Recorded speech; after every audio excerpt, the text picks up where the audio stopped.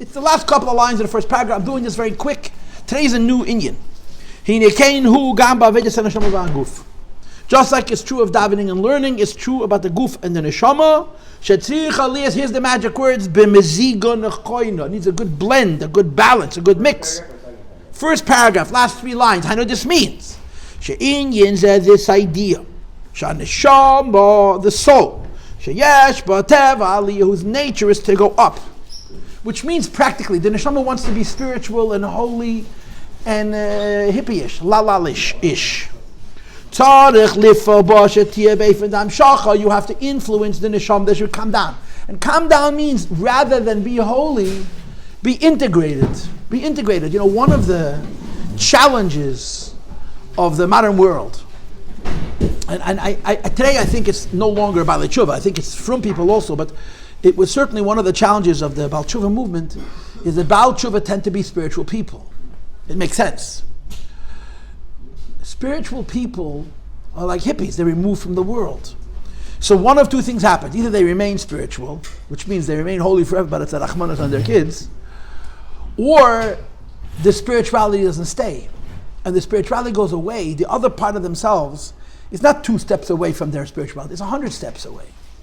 To be a frum yid, or specifically to be a Baal Tshuva for your whole life, you can't just be spiritual. You got to engage the Yetzer Hara. Your animal's got to do tshuva. Your animal's got to be involved in mitzvahs. And this is why the Rebbe says here, the neshama has to be eifin dam shacha, v'haguf shu b'teva hayirida, the body whose nature is to fall. Tzarich li is beish, ba'aliyah, needs to have an ascending direction. And the Rebbe says that it's the right blend. You need a blend, you need a balance. People who are very holy and very spiritual, and I guess you could say some of the people who are very smart, have a very spiritual side. But you have to curb your dog. I might as well, I've been holding this one over here for a few months already. I don't know when I was a kid growing up, I lived in Crown Heights my whole life basically. You couldn't walk in the streets. There was so much dog excrement. And it was disgusting. You couldn't say Davar Shabbat Kedusha. And then a long time ago, probably in the early 80s, they put up signs that says, curb your dog, violators will be fined $500. That's what it says on the sign, $500. If you allowed your dog to do what it needs to do on the sidewalk and didn't clean it up, they would give you a $500 ticket. The streets became clean. Now, they stopped giving those tickets. They took them off the signs. You can't walk the streets anymore. It's mamish the last year or so. I don't know if it's a new mayor or it's a new liberalism, but it's very disturbing. If you walk the streets now, you should know that for many, many years our streets were clean. As it relates to this shia, you have to curb your dog. We all have a Yetzer Hara, Nefesh Bahamis. You cannot separate your spiritual person from your animal. Because if you separate them, you're going to crash. That's what Meziga and Nichona is going to come to mean in the next paragraph. You have to integrate your spiritual self with your animal self. You're a Baal Taiva. You're lustful. Specifically, if you have passion in that lust, you have to bring your ruchnius into that animal. You can't be split. If you split, you're no good. Right? You know the story with split? Split chickens. The story with split is that there was a yid who came to the Rebbe 55 years ago. 65 years ago. 65 years ago. His name was Herbert Weiner. Herbert Weiner was a Reform rabbi who, when he retired, he told his congregation that he's really Orthodox, and they said, Rabbi, we've known for 25 years. Herbert Weiner was a very, very intelligent man. He was from a different generation. He was very, very soft-spoken and intelligent and wise. And he wrote a book called 9.5 Mystics. It's about Chassidus. But it's not written to make fun of them. It's written to understand it. It's written scholarly. It's written smart. And it's a good book. I've seen the book. One of the 9.5 mystics that he wrote about was the Rebbe, Lubavitch. In doing this book, and he wrote the book in the 50s, it was research. Breslov. I decided that. Why? Because, stop me, sue me. He came to 770. He literally interviewed the Rebbe a few times, and he told Rabbi Chadikov he wants to have a chavrusa with one of the Bachrim. And Rabbi Chadakov was dead afraid if he's going to see how the Bachram behave. It's like after hours they drink like alcoholics, and they're civil dividachayas. Rabbi Chadakov says, "Nah, don't." And he insisted. So they finally gave him a chavrusa, and he sat in 770 a few weeks. And he describes, he's sitting over here, one guy's got one arm on him over here, one guy's got the other here, and they're preaching. In those days, they didn't scream about Mashiach, they screamed Ein Eid Mulade. He got a real Chabad indoctrination. He enjoyed it. I think they gave him to learn with Avraham Shem Tov. He was less than 20. I'm imagining, he was a very little boy, but he's brilliant. I mean, Avraham Shem Tov is very, very smart. Anyway, he had several Yechidus with the Rebbe, which he wrote up in detail and published in his book. And of course, Telushkin quotes him because we're not reliable, but what he says is Eisgehalten. And it's a very interesting exchange. He asks the Rebbe then, in 1956, what's the secret of Chabad's success? I mean, to think of Chabad as being successful then is amazing, but already then Chabad was successful. And what the Rebbe tells him? The Rebbe tells him the secret of Chabad's success is no compromise. We give Judaism as God gave it at Sinai. You don't come to a Jew and say, just do 10 commandments. There's 613. You have to do them all. Okay, today you'll start with 1, tomorrow you'll start with 2, but you should know there's 613. We don't lie to people. We say the whole truth. So in the course of these conversations, he spent weeks with the Bachrim. So he went into the Rebbe, and he said to the Rebbe, I don't know how to understand this. He says, you have young men in your Beis HaMedrash, and young men meant in their early 20s, not teenagers, who seem to have a naivet. That's the word he used, a naivet, he pronounces it. They seem very simple. Young adults usually have a lot of tension. When you're between 20 and 30, it's a time of a lot of tension. Because you're grown up enough to know that you're responsible for yourself, but then you're not that established. You don't have a business, you don't have a career, you don't have a family. So it's a stressful time. The Rebbe, he says to the Rebbe, I see in your Bacharim that they're not worried about a thing. They're 22, 23, 24 years old, and they're like walking on snow. So the Rebbe said to him, they're not naive, and I'll prove it to you. These boys are going to pick themselves up and move to the most remote places in the world and establish Chabad centers. You can't do that and be naive, so there's nothing naive about them. But the Rebbe says, you're right that you see a certain simplicity about them, but it's not for the reason you're giving. It's not because they're naive, but the Rebbe says, Bazei nishtok kein kera, the Rebbe says in Hebrew, kuf reish ayin. They're not split. When you're young adults are very split, they're torn. Half of them is interested in gashmis and chumris. Half of them is trying to be righteous and idealistic. And the tension that Rebbe said comes from being torn into two pieces. He says, what you're seeing in these bachams, they're not divided, they're not split. They're not two halves.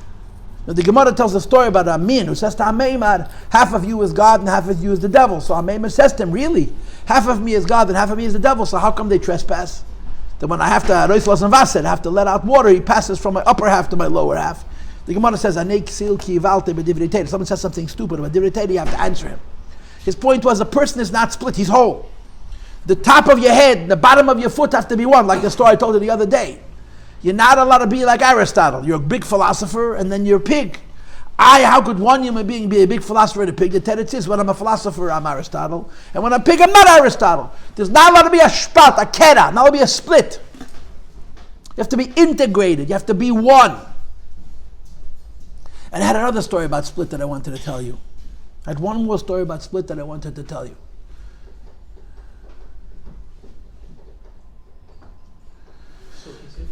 It'll come to me. But the nekuda is, that's what this Maimon is going to speak about. Everybody, at least most people, have a spiritual side. Everybody, at least most people, have a banal animal side. Have a passionate animal, lustful side.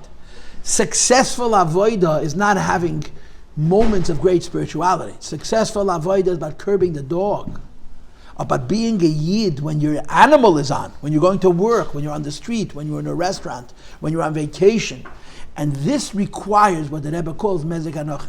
The spiritual is not allowed to be too spiritual, so that the material shouldn't be too material. The Neshama has to be pulled down, and the guf has to be raised up. So in our holiest moments, we're connected to our life. In our least holy moments, we're connected to our soul. That's the argument that the Rebbe is going to present here. We shouldn't be divided up into two. We shouldn't be two people. And the Rebbe continues. Let's explain. Next paragraph, please. Please look inside. It's Shin Nun Tes, second paragraph. Hine, lepamim yachaliyas. It's occasionally possible. She is bainim belakus. That a person is going to sit down and think about godliness. V'yave lidei spoilers. He's going to come to his spoilers. Does anybody remember the correct translation of the word is spoilers? Very good. A reaction. What's the opposite of reaction, Rabbi Yitzchak? A proaction. A proaction you do, a reaction happens. His spoil means you react. You use your brain and your heart reacts. So you think about the Eibishter, and as a result of thinking about the Eibishter, you get emotionally excited in a way that's called a reaction. His spoil. But here's the problem. It's mitzad Neshama. You're sitting in shul. It's a holy environment. You're involved in holy things. Right now you're in a very spiritual space. And you're having this spiritual trip. It's all wonderful. When you're done davening, and you go away from the davening, and then he says even more, it can even happen that right in the middle of this spiritual trip, you forget where you are and you fall into who knows what. You have no ability to overcome the weakness. Remember, my translation for the word taiva is weakness. Weakness, or something that makes you weak over the body. Even if it's completely contrary. You know, it says in my Mori Chasidus, and I can tell you this as a matter of fact, you could sometimes have a moedendik davening, an unbelievable davening, where you do his bonanus, and you feel very uplifted and spiritual, and then you go and you eat breakfast, and by the time you're done with breakfast, you know, animals, lions, let's say, meat-eating animals, don't eat like we eat. Right? Lions hunt, correct? Hunting is very, very dangerous, and hunting is very, very costly, and hunting is very, very difficult. When lions catch an animal, assuming it's big enough, they gorge themselves. They eat until they're so full they literally can't walk. It's called meat drunk. Drunk from eating meat. And then they lay and they sleep. That's why lions are prone to sleep for hours and hours and hours. They're digesting their food. In other words, I don't know what percentage of our body weight we eat in a meal. You eat a pound of food, 2 pounds of food. They eat 40 or 50 pounds of food, or more, 60 pounds of food, which is like a percentage of their body, 20% of their body weight. If you ate that much food, there's no room in your gullet. It would be coming back up. But they eat enormous, and then they become what's called meat drunk. They have to push it, sleep it off. They're shaken from overeating. A person can daven as a gishmak and then go eat breakfast, and by the time he's finished breakfast, he's food drunk. It's chasefel ungegessen. That, in other words, the way that my mom explained it is davening can be a taiva, like anything else. It's a spiritual taiva, it's a taiva. And when you finish with the spiritual taiva, you just move from taiva to taiva, and it's like it never happened. Like it never happened. And the Rebbe continues. V'tam hadavaru, page Shin Nun Tes, second paragraph, fourth line. The reason is lefi shaha his spoilers, because the emotional reaction in mitzad Neshama has to do with the soul. Ve'ein zeh shayach alaguf, it has nothing to do with the body. V'lachein accordingly, therefore, kasher haguf mesave, when the body then has its weaknesses, its lust, ein haneshama mizgaberes hazeh, the soul has no power. This is so real to life. This is my story. This is my story. I'm smart. I learn chassidus. I meditate. Yeah, but I could also be a behemoth. Why? Because you have to integrate the chassidus that you learn. The credibility of the chassidus that you learn is what happens when the Yetzer Hara gets on you. You have moments of incredible lust or laziness. The proof that the davening is meaningful is not that the davening was meaningful, is that I can use the power of that davening to control my animal. And we all have an animal, and we know how the animal feels, and we know how much control the animal has over us. We're supposed to be stronger than our animal. How? Not by davening and having spirituality in isolation, but by davening and having spirituality in such a way that it affects my impactful behavior. I have a story with a friend. There's 1,000 stories like this. This story happened 40 years ago, maybe more even. I grew up in the 70s. And the 70s was the golden age of Balei Tshuva. Crown Heights was full of Balei Tshuva. And they were such amazing people. They were talented. They were successful. Many of them had careers before they became Frum. It was the golden age of Balei Tshuva. And a lot of them were quite young, college age, a little bit older. And Crown Heights was overrun by the Balei Tshuva. The Crown Heights reaction to the Balei Tshuva was split. Here we go with split. Some people had wanted nothing to do with them. And some people, my house, I grew up with Bali Tshuva. I grew up with Bali Tshuva. I davened in a shul full of Bali Tshuva. My father was a so-called mashpia. But that's because my home was open. I mean, we had every character that came through Crown Heights in the 70s was in my house. And I remember them. I mean, now they're Zaydis. Some of them, unfortunately, are deceased. But we had a Bachet who literally became a member of our family. Mamish, a member of our family. He lived in our house. He came for every Shabbos meal, every Yom Tov meal. So he told me his parents were incredibly, incredibly wealthy. So when he became frum, they cut him off because they thought he would join the cult. And his rabbi from his Reformed temple that they never went to said, listen, cut him off. He's going to run out of money. He'll come back home. So I remember he was delivering, his parents were multi-millionaires, and he was delivering meat. After 3, 4, 5, 6 months, the parents realized that this cult is for keeps. So they started to support him again. Anyway, so he came to Marstein. He was either 18 or 19. With big afro. So he told me a story that after being in Crown Heights a short time, maybe 3 months, it was Kosher Bracha. The Rebbe was eating Kosher Bracha. Kosher Bracha, the Rebbe gave Kosher Bracha Matzah Rosh Hashanah, Matzah Simchas Torah, Matzah Pesach, and Matzah Sukkot. And sometimes the Rebbe would give an extra time. And when the Rebbe gave Kosher Bracha, I mean, you see what Kosher Bracha looks like. The Rebbe is giving out wine. And every once in a while, the Rebbe will swing with his hand, or even put his cup down and swing with both hands, and the place goes crazy. He walks up to the Rebbe, and as he's standing directly in front of the Rebbe, I don't know if the Rebbe handed him the wine or not, the Rebbe puts his cup down, and with both hands. So he was a young bilti. He didn't know yet you're supposed to be afraid of the Rebbe, which was one of our biggest diseases. We were all ashamed and afraid of the Rebbe. We had good reason to be ashamed and afraid of the Rebbe, but it was wrong. You shouldn't have been ashamed of it. I mean, the Rebbe reads you from, the Rebbe once told the Bachet, he walked by the Rebbe like this, and the Rebbe said, if I can read through your skull, you think I can't read through your hat? He told him straight, if I can read through your skull, you think I can't see through your hat? Anyway, so the Rebbe did this, and he was young and fresh.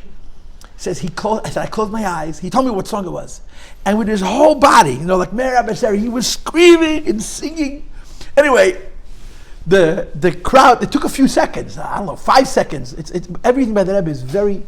A second is a minute, and 5 seconds is an hour. It happens very, very slowly. It's very precise time. He opens up his eyes, and the Rebbe is looking at him with $1 million smile. He never had such a moment again, because once you become a lubab, you don't let yourself be so honest in front of the Rebbe. He told me the story years later, and he said to me, it was a pure animal moment. It wasn't a Neshama moment. His whole animal, and he had a good, juicy, delicious animal. He still does. And the Rebbe valued that. He said the smile that the Rebbe had on his face, he never got a smile. Once he became one of us, the smile stopped. Because the Rebbe understood very well that the spirituality is nice, but the spirituality is not sustainable. You don't live a life of from yet. I do Q&A. You know that I do Q&A, and inside Chassidus once a week do Q&A. So I recently got an interesting question. A person wrote, I don't know if it's a man or it's a woman, that they're about tshuva, or they're coming from modern Orthodox, I forgot what, and they love the increased standard of frumkeit and Chabad, and they used a few words. And one of the words they used was the word edelkeit. They like the fineness of it all. He said, but listen, I have a life from my past. And in my past, in my downtime, I would listen to music, I would read books, I would do different things. And he says, or she says, I can't drop that. I want to be a Lubavitcher. I want to be on this higher standard. But I still need those outlets that I had in my past. So what should I do about it? So I said to him, you should do the same thing we do. Us FFBs, Nikas, yeah? We do our best. And I spoke to him about the idea of figuring out what's Isser and what's Heter. Not all music is treif. Not all novels are treif. You want to have downtime, speak to a Rav, someone who understands these things. It's not black and white, it isn't. But some things, what happens to us is if I can't do it right, then I don't do it at all. And this is a big mistake. Figure out what literature you could read and read it. Music you can listen to, there's much music that you can listen to, and enjoy it. But then I couldn't resist when he wrote the Edelkeit.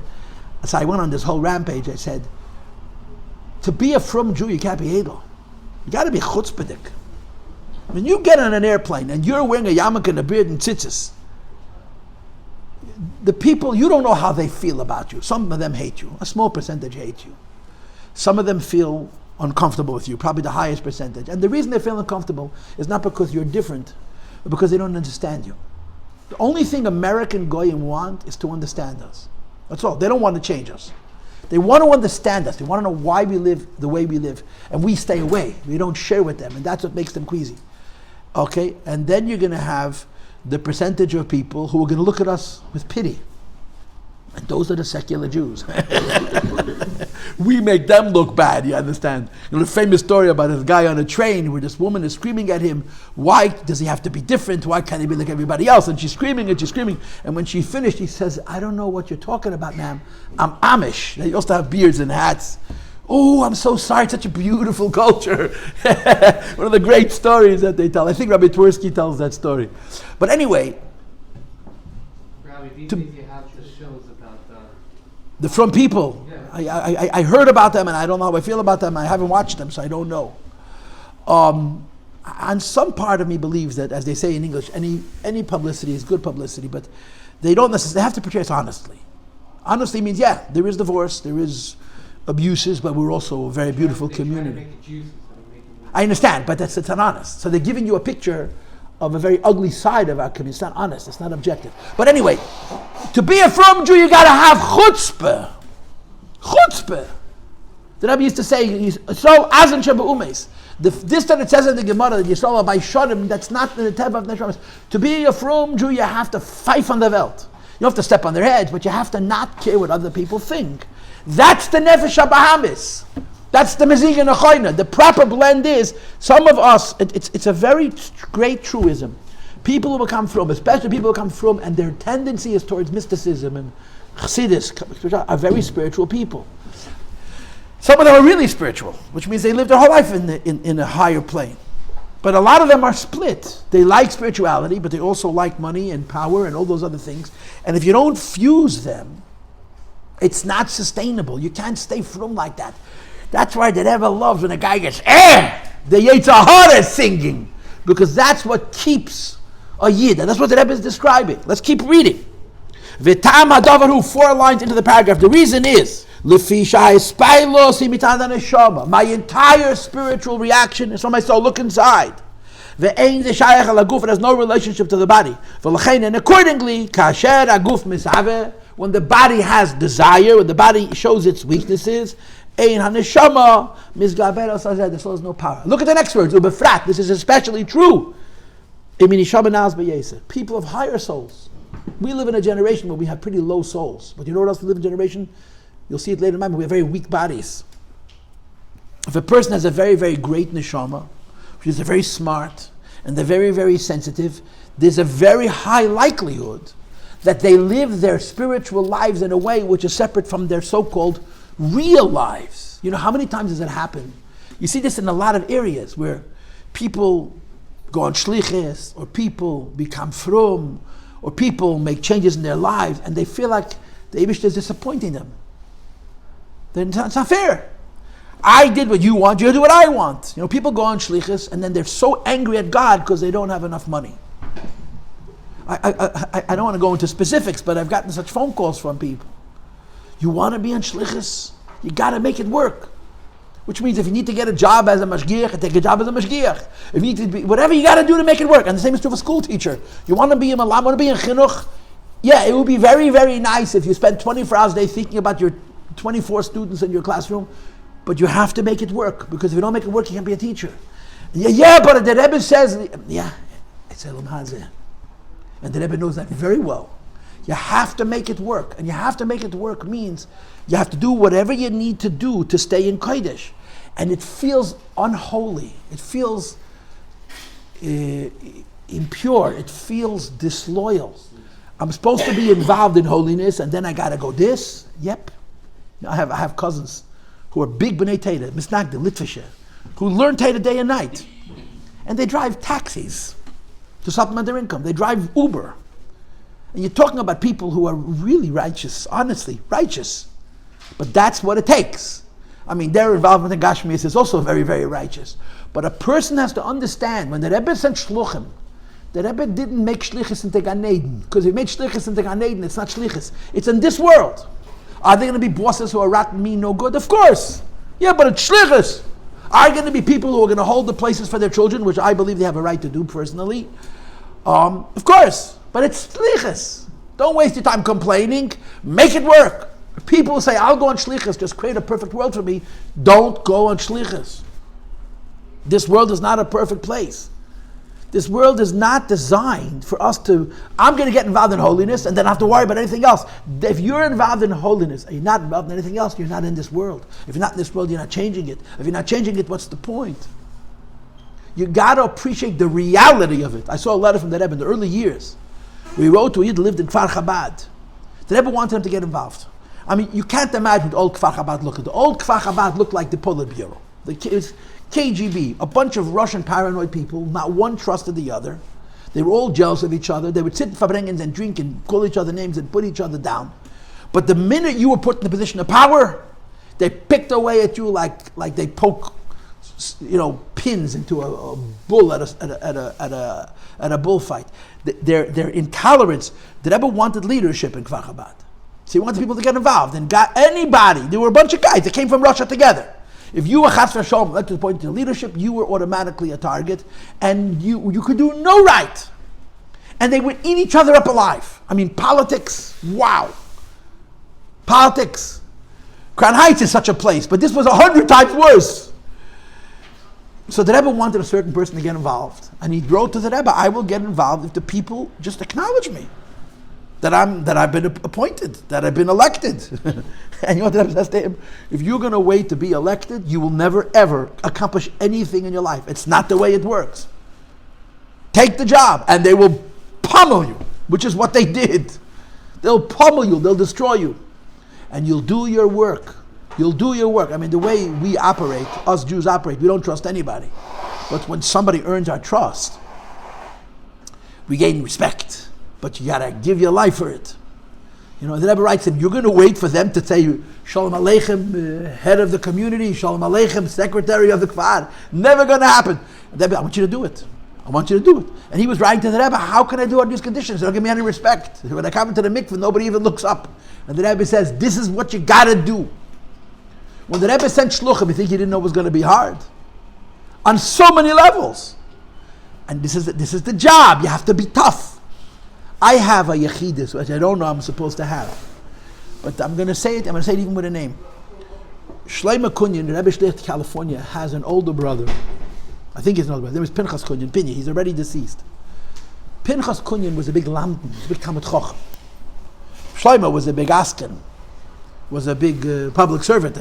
You could make the case that he's the most successful shliach in the world. He's certainly one of the most successful shliachim in the world. But Pinya was a Talmud Chacham, a lamdan. When he got married, so maybe he's younger than Pinya, because he got married after him. He went into the Rebbe with his parents, and he wrote minutes of that Yechidus. And I have it. I have that Yechidus. It was given to me one of his children. And I'm assuming I'm allowed to be mefarsim it because he gave it to me. And the parents say to the Rebbe, Shlomo is waiting for shlichus. Shlomo Kunya was already married for a while, and he wanted to go on shlichus. And they say to the Rebbe, Shlomo wants to go on shlichus, what's the holdup? And the Rebbe says, I'm afraid to send him. Because in California there's a lot of fighting, a lot of machlokes. So Mrs. Kun, Shlomo's mother, says to the Rebbe, he's ready for the fight. And the Rebbe says, yeah, he's ready for the fight? And she says, yeah, he'll take it on. And then the Rebbe sent him on shlichus. Interesting little story. I have it someplace on my computer. I hope I'm not disclosing any secrets. But the Rebbe said, I'm not sending him because it's a tough place to go. There's so much. He's walking into the mouth of a lion. And she says, he's ready for it. And guess what? He was ready for California. I don't know if California was ready for him. But you see what the Rebbe's thought process was. If I'm sending a shliach, it's got to work. And it's war. So the Rebbe says the same is true in my life and your life. Each one of us has a Yetzer Hara. Nobody comes to this shir with the Yetzer Hara on their sleeve. You come to the shir with either sleeping or you have kiss. But the point of learning Chassidus, says the Rebbe, it has to have Meziga and If it doesn't touch your animal, doesn't curb your dog, it's not accomplishing things. And the Rebbe says, you know who's most vulnerable to this? Bigger souls. Bigger souls. A bigger Neshama, but usually means he's more intelligent. and more sensitive, oftentimes have a bigger split between their upper half and their lower half. Let's read. Look inside. Especially people of higher neshamas. I'm 6 lines in. V'haguf hu gas b'yoyse, and the body is very crude and coarse. And this frequently happens. The Eibush, the Gemara says, Kol ha'godlo mechavere, yitzrei godlo, if you're a bigger neshama, you have a bigger yetzer hara. So the Eibush gave him a great soul, but a very, very, very crude guf. And the Rebbe says, Efshe, it's possible. There'll be no co-joining of the soul and the body. What happens, which means that when you're davening and you learn, you wow. And when you're not davening and you're not learning, you're like an animal. And the Rebbe says, we'll move on it, self-understood, 7 lines into the paragraph, please. That's not what the Eibishter wants. The Eibishter's intent in putting us into this world is livfel sha'neshama tihiyeh behamshacha v'yerida, that the soul should go against its nature and come down, heipach tiva, against its nature, and that the body should therefore be inspired by the neshama. V'hakasher haneshama eina shayachas al haguf, and when the soul has no connection to the body, ein ze kfi hakavana, this is not desirable. Now I want you to know that this maimer, I told you this many times, based on maimer Ayin Beis. I think it's Kiseitze, Tafesh Ayin Daled. I probably learned that maimer 200 or 300 times. That's my maimer. That's my meditation. And the Rebbe Rashab, everything you have over here in 6 lines, you have over there in the whole chapter. The Rebbe Rashab gives specific instructions. What happens to a person whose spiritual side is very high and whose animal side is very low? He says what you have to do. One of the things you have to do is you have to dafka learn low in Yonah Mechsidis. Don't learn about Ein Seif. Don't learn about Lifnei Tzimtzum. Learn about Bria. Learn about the Ruchnius and Asiyah. Learn about ideas in Chassidus that are connected to where your Nefesh HaBahamis is. You have to calm yourself down. He says a very, very interesting thing. He says a very, very interesting thing. When a neshama is broken, it's a waste of time. The neshama feels bad, so it's a waste of time. The neshama is not allowed to feel broken. The guf has to feel broken. So when you're doing tshuva, if you're doing the tshuva only with your neshama, you're wasting your time. The tshuva has to reach your behema. And the proof that it reaches your behema is that the tshuva is with passion. So the Rebbe Rashab gives specific instruction to how to deal with this. If you're looking in, I say you don't have numbers. I wrote on my margin, Allah Beis Gimel. What we just read is the first problem with Meziga. If your neshama is too high and your body is too low and crude and coarse, so then sometimes when you're involved in spirituality, you're very spiritual, and when you're involved in worldliness, you're very worldly, and there's no connection. So the Rebbe says you have to join them together. Don't learn about Lifnei Tzimtzum. Learn about Bria. Learn about Malachim. Learn about the lowest levels in Elokus. Learn about godliness on a level where your animal is included. And when you get excited, make it loud. Well, they tell a story, and I heard this story from one of the sons of one of the people who was there. You know, I'm sure, that the Rebbe made a gzeda against mashke. The Rebbe made a ban against drinking alcohol. He made it in 1962, Tov Shel Beis. Until that time, to a very great extent. Not 100%, but most people followed. Yeah. 80% of the people followed. I mean, the Rebbe said very severe things about it.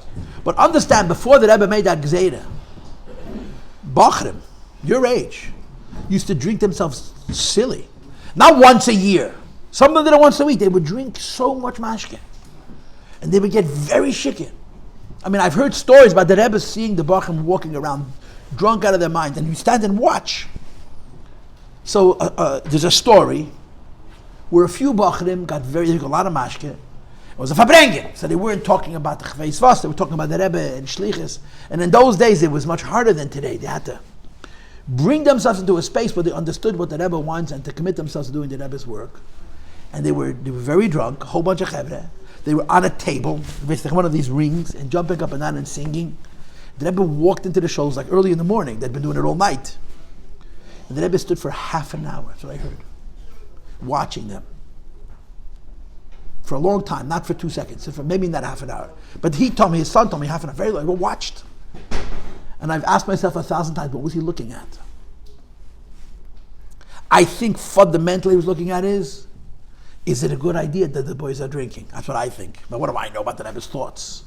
The Rebbe was watching them. Because, again, in my opinion is the Rebbe was trying to assess. They didn't know the Rebbe was there. If they knew the Rebbe was there, they would have climbed off the table and stood at attention. They didn't see the Rebbe. It was one of those moments where they didn't know that they were being observed by the Rebbe himself. My feeling is the Rebbe was looking and saying, is it worth it? And the Rebbe didn't make the Gzeira against Mashke until he mamish had no choice. He delayed it and delayed it and delayed it, and then he had no choice, and then he said, no more, enough. And yes, I would say 80% of Bachrim, certainly 80% of the time, Chassidish Bachrim certainly think twice about taking a fifth l'chaim. It's possible that Amola, they weren't, some are not so careful always, but it's not like it was when my father was a Bachrim, trust me. So why did the Rebbe, why would the Rebbe allow it? Why did he make it the first day? I can't answer that question. But the Rebbe understands very well. A Chassidish Bacher is not someone who davens and learns. A Chassidish Bacher is someone whose animal davens and learns. And the animal is an animal. Just like a kid in college has an animal, a Bacher in 770 has an animal. The animal has to be engaged. And the animal's not engaged when you're learning Chassidus and you're experiencing Ruchnius because you're involved in Atzilus. The animal's engaged when you're passionate and you're intense and there's a fighting spirit. That's where the animal is engaged. And the Rebbe says you have to be weary of Meziga bilti Nochem. Model 1, your Neshama is very spiritual. Your body is very crude. Your tendency is that when you learn Chassidus, people who have spirituality love Chassidus. For me, it's hard to understand that people wouldn't like Chassidus. I heard a story once that someone told the Rebbe that he doesn't enjoy Chassidus. And the Rebbe looked at him incredulously.